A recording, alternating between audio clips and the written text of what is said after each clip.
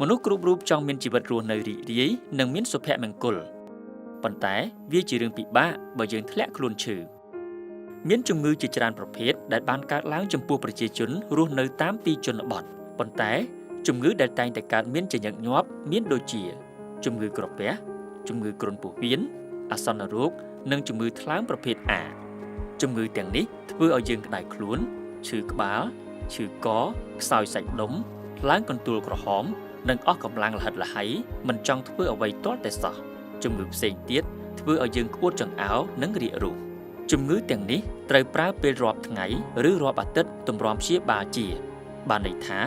យើងត្រូវចំណាយលុយជាច្រើនលើការថែទាំសុខភាពយើងត្រូវខាតឬមិនមានប្រាក់ចំណូលព្រោះយើងមិនអាចទៅធ្វើការបានជំងឺរាគរូសអាចបណ្ដាលឲ្យមនុស្សស្លាប់បានពិសេសកុមារប៉ុន្តែតើអ្នកដឹងទេថាអ្នកអាចការពារមិនឲ្យជំងឺទាំងនេះមកបៀតបៀនអ្នកនិងក្រុមគ្រួសារបានហេតុអ្វីពីព្រោះអ្នកមានកត្តាចម្បងតែពីរប៉ុណ្ណោះដែលបណ្ដាលឲ្យកើតជំងឺទាំងនេះគ្រាន់តែអ្នកយកចិត្តទុកដាក់តែបន្តិចប៉ុណ្ណោះ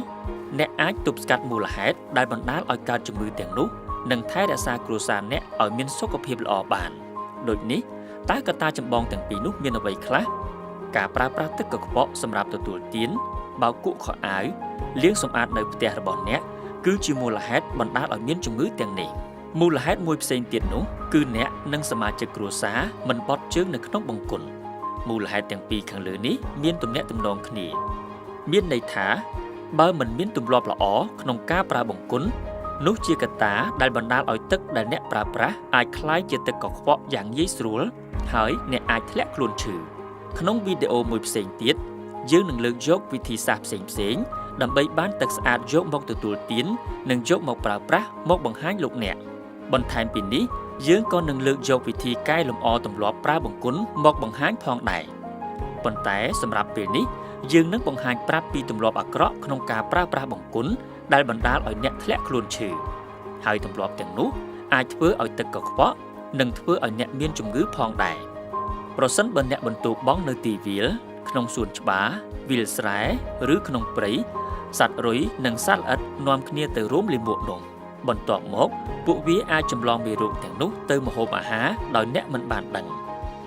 បើអ្នកទទួលទានអាហារទាំងនោះភ្លាមនោះអ្នកអាចធ្លាក់ខ្លួនឈឺដូចជាក្អួតនិងរាគរូសក្នុងរយៈពេលយូរ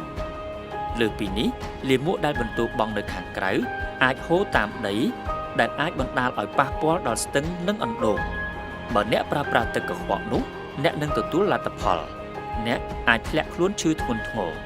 ដូចនេះដើម្បីការពារជំងឺក្រពះគ្រុនពោះវៀនជំងឺថ្លើមប្រភេទ A និងអាសន្នរោគកុំឲ្យកើតមានឡើងលើគ្រួសារអ្នកគួរតែអនុវត្តវិធីសាស្ត្រទាំងនេះត្រូវប្រើប្រាស់ទឹកស្អាតដែលបានមកពីតភ្ជាប់តាមទុយោ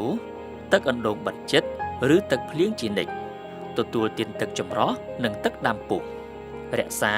ឬក៏ស្តុកទុកទឹកដោយមានសុវត្ថិភាពត្រូវតែមានបង្គន់អនាម័យនិងឈប់បន្ទោបង់ពាសវាលពាសកាលតាមទីវាលត្រូវលាងដៃជានិច្ចបន្ទាប់ពីចេញពីបង្គន់